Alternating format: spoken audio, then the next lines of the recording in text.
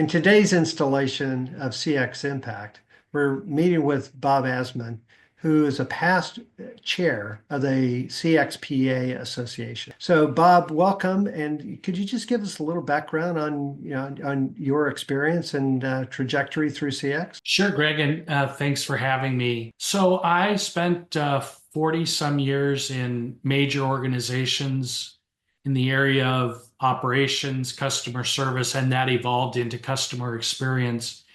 And then the last 4 or 5 years, I've been a CX consultant. I have what they call a portfolio career. So I have a lot of different aspects of my career. So certainly was involved in the board, CX consultant. I also am an adjunct professor at the University of Minnesota's Carlson School of Management in supply chain and service management and global operations. And then I also am in the executive education program at Rutgers teaching supply chain and customer experience. So kind of a broad base of activities that I'm doing since supposedly semi-retiring from full-time engagement in a large corporation. Yeah, it looks like you tried on retirement and didn't quite fit. So, Right. anyway, it's great to hear your background because your experience and where CX is and the possibilities for CX are grounded in a long history. We know that there's a lot of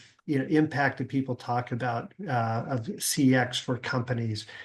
Based on your experience, what are the different types of impacts that you've seen and that have positively impacted companies? That's an interesting question, Greg, from the standpoint that oftentimes the starting point is I need to improve CX because I need to improve my revenues and profits. So there's some kind of a burning platform that's going on. And it seems to be focused strictly on, oh, my revenues declined last quarter. I've got to do something, or my profits aren't where they need to be. So I've got to do something. And oh, look, we're getting a lot more returns, or our complaints are up, or there's some indicator within the experience that says we're not doing something right. And that's fine. I'm not criticizing that. But I think that's such a narrow view of the impact that CX can have on an organization's customers and their employees. So what do I mean by that? Well, brand. What does your brand represent? So your brand represents you, the organization, and how you want to be viewed. Well, experience contributes to that. They're one and the same. They can't be separate. You can't be one thing over here in your brand and be a different experience over here. So brand, I think, is really an impact in the organization that you have to think about. How does experience go hand in hand with the brand? Loyalty is another factor. And granted, I know we measure that and so forth, but in this case, I'm talking about kind of what I would call the qualitative loyalty, the word of mouth, the community recommendations, the things that people share unsolicited that says, hey, I bought from this company and they're really good. You ought to buy from them as well. And I know that falls under that NPS recommendation whole surveying thing, but this is what I call that true loyalty to a company that says, I'm with you. I'm going to continue to promote you. Funny thing kind of related to this is I live in a relatively newer community and everybody's always posting, I need an electrician, I need a plumber, I need this, I need that. And so finally I decided I'm going to put a referral network together. So I will post this in the community. So when somebody says I need an electrician, they can go and say, oh, there's 3 electricians that have been used by other neighbors in the community. Well, it's been overwhelming. It's not just somebody giving me an electrician's name. It's I use this electrician. He was fantastic. And then they list the things that they did. They followed up. They were on time. Their work was great. They were reasonably priced. And so it's the experience that the neighbor had with this contractor that's a lot of times just a family-owned business, and nobody's doing any financials, nobody's looking at any revenues, and the contractor isn't saying, would you please recommend me, although they do sometimes. This is a neighbor saying to another neighbor, use this plumber, use this electrician, and here's why. It's pretty fascinating to see that kind of impact on an organization. And it brings the community together, especially people moving in who are a little suspect about trying somebody new out. Exactly. And where do I go? Where do I get this? What do I do here? And so we're now seeing it evolve into all kinds of, it's only a month or two old, but we're now seeing it evolve into other things. So, Well, you mentioned brand, you mentioned revenues, you mentioned kind of the customer impact. There's going to be follow-ons. It's going to impact the employees as they see those things. There's a variety of different impacts. It feel to me, CX is the politician's dream. There's something for everybody. It's great for everything. It really doesn't, it's not bad for anything, but it's not without its challenges. In your experience, what are some of the challenges that companies have been facing? Okay, in just, both mobilizing and monetizing customer experience. So a couple of things come to mind, Greg, is I would say, first of all, the basics aren't good. So the company is looking at CX and they don't have the basic tenets of their supply chain, of their order process, of their customer service, of their marketing, of, every function within business, the basics just aren't working well. And so we're leapfrogging to look at experience. And we don't have the basics. We can't get an order out the door. I've got experience with this, both working full-time for organizations and consulting with them, whereas fix our customer experience. Okay. Or better yet, the term is usually, hey, go into customer service and fix them because they're getting a lot of complaints. Well, wait a minute.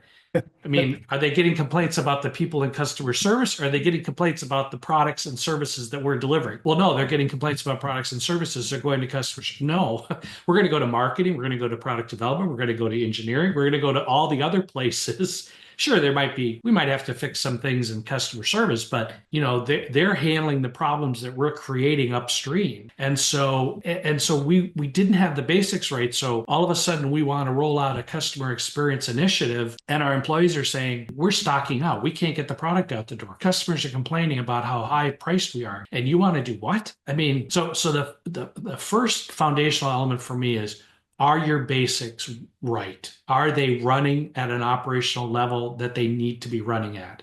Are you getting product out the door? Are you delivering on time? And so forth. The second part of that, I think, is companies do not know their costs. And what I mean by that is, what's your revenue per customer? What's your profit per customer? What's your cost per line item? Again, some of those basic tenets, and you think that's impossible. They must know their costs, right? They produce quarterly statements if they're a public company. When you get beneath beneath the surface, when you kind of get beneath the iceberg and you start saying, yeah, I know that this is your revenues and these are your profits, but tell me exactly what your costs are per item and how much are you incurring there? And I think that's a problem, that if you don't know the numbers, and then what I mean by that is the financial operating metrics. Certainly satisfaction's in there, but also what are your operational costs? What's your employee engagement? What are your employee costs? If you don't know those operational metrics, I just don't know how you monetize customer experience in a meaningful way that is going to be, to your first question, impactful. I think if you don't know them, then the first person who presents those in a business case is going to be going, "Where'd you get the numbers?" And the answer, and it's going to slow down the progress to movement. If everyone knows them and you present them back, everyone's like, "Well, of course we know that number. We can trust what the impacts are going to be on that part." Greg, I had an experience. This was very early on when I started to kind of get this whole sense of satisfaction and experience and so forth. And we used to promote the fact that our error rate was 0.4%. And we touted that. We shared it with shareholders. I mean, we just were so proud of that error ratio of 0.4%. And I took that number and I reversed it and I said, well, what does 0.4% error rate really mean in terms of the number of orders and number of customers that are impacted? And we were shipping thousands upon thousands of orders every day. And so I was in a meeting, this was 25 years ago, and you could still, it made an impression on me because the head of manufacturing was there. And I said to the group, do you know what 0.4% error ratio means in terms of numbers and customers? And people kind of looked at me and like I was blaspheming, right? Because the company's entire basis was this 0.4% error ratio. When I told them the numbers, I mean, it meant thousands of customers were impacted. The room was shocked. And it was looking at a number that we were so proud of in a different way and completely turned the tables to say, oh my gosh, 0.4% is not acceptable when you talk in terms of customers. So ever since that day, every number I look at, I try to think about, well, what's the reverse of that number? If you're 80% satisfied, 20%, all right, what's that number represent? So it adds up. It adds up pretty fast. Yes. So in your time, kind of leading the change were there kind of some proven practices that you found successful in multiple situations that practitioners should start, like taking some notes on? Yeah, so a couple of things come to mind is first of all the 80-20 rule comes to mind. And again, just sharing some experiences I've had to come to mind. The first is that I worked in a company that had four different customer segments and would just call them, really big, large, medium, and small segments. And we were trying to convert away from a transaction-based business and more of a relationship type business. So we would get to know the customers better, we'd get to know their needs better. And so I started doing an analysis and looked at the time we spent on each of those customer segments. And the customers that were in the small segment, meaning they were small from a revenue standpoint for us, we were spending an inordinate amount of time on that group and not nearly as much time in our large and really big customer segments that produced well over 80. This was probably a 90-10 rule, that 90% of our revenue was there. But the small segment group was eating up all of our time. And so when you think about technology, for example, right, in customer service, we always look at technology as a way to save money. So we would always apply it across all segments. Well, here's where a case where we should have said, look, the technology ought to go to the small segment, and that frees up all of our time to go over here to the big segments that are producing all this revenue. And by the way, when we surveyed them, said they felt like they were being taken for granted because of all the money they sent us every month. So that was kind of that was a driver for me when I went into organizations to say, give me the customer list. Let's look at the customer list. And, sometimes, it could be 100,000 customers. Sometimes it was 100 customers. And I would always go down the line. I'd say, give me the customer revenue. And you could almost see this break automatically, Greg, where you would go, whoops, there it is, 80-20, right? Everything below that drops off. And then I'd say the next question, of course, would be, what are you doing with this, if it's 100 customers, what are you doing with these 20 up here that are giving you all the revenue and these 80 down here that are not? And it was a fascinating discussion because typically it was one of those, significant emotional events that occurred where people said, well, we're not sure. We're not spending enough time with them. Right? When was the last time you called the number one customer you have and said, hi, I'm the president of the company. How are we doing? Right. Yeah. So that was fascinating to me that wasn't relatively known to the organization. So Bob, on that part, the way you talk about it, there's a prioritization angle on that one, and then there's a customer centricity angle on that one. If you get people focused on, hey, look, here's your top customers, what are you doing with them? It kind of makes people think about, are we really, customer centric? Like I heard that. At the same time, I heard like if you're trying to go a mile wide and an inch deep, you're just not going to make that much progress. And is it a combination of both? Did you find more juice from the focus, or just, kind of focusing on just the big customers, and how do we become a little bit more engaged in their business? Yeah, Greg, that's excellent observation. And I would say what happened is once we had that conversation about the revenue, then we started to be able to dig deeper into what was going on. So that's when we started to uncover things like, wow, we're spending a lot of money on these small customers and they're not producing the revenue. And why? And I mean money, I mean investments, software investments, people investments, 8 reps on the road doing this. We said, we've got to switch from visiting a small customer to having them gradually go into a, inside sales type environment that we can afford. We just can't do that anymore. So it started to drive changes in how we approach the customer segments. And this is across a number of different organizations. But I think the other thing you talked about is focus. And I would say sometimes the shiny balls capture our attention. And I'm going to be careful here, but journey mapping, the ROI of CX and so forth are all important.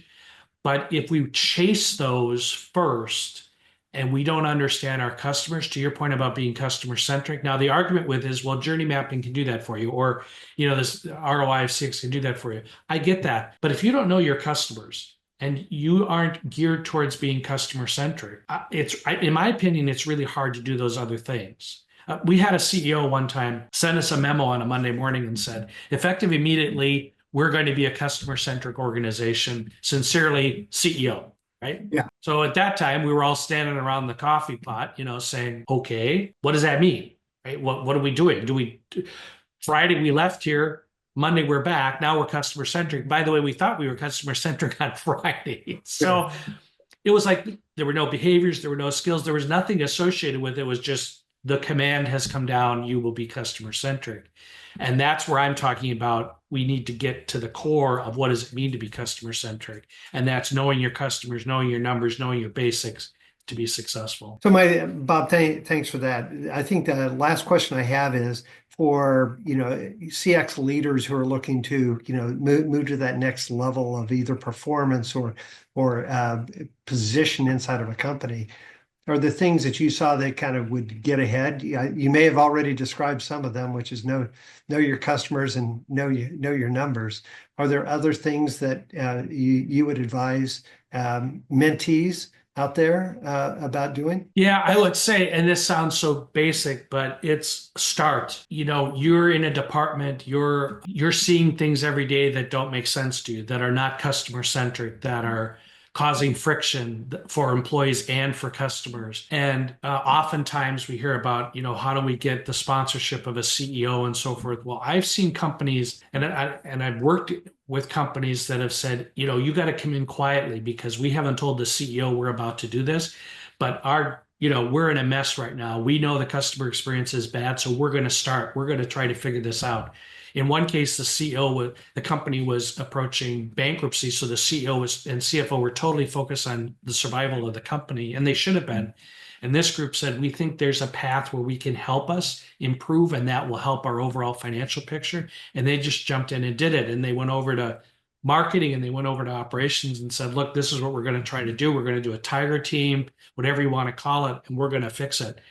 And they did, and they were very successful at it. And then they went to the CEO after they had the results and said, this is what we did. This was the results. And the CEO said, go for it more. Tell everybody else to do it, and you have my blessing, but they proved it by doing it and collaborating with one another. And that would be the second lesson is collaborate with one another. There's always somebody in some other department that has the same frustrations that you have. And so find who that is and go for it. It doesn't always have to be, 20 people in a room. Sometimes it can be, Greg, you're the head of marketing and I'm the head of operations, and we know we got problems. So why don't you and I figure this out, and maybe we can make some progress in creating better centricity within our organization. Fabulous lessons and great experience.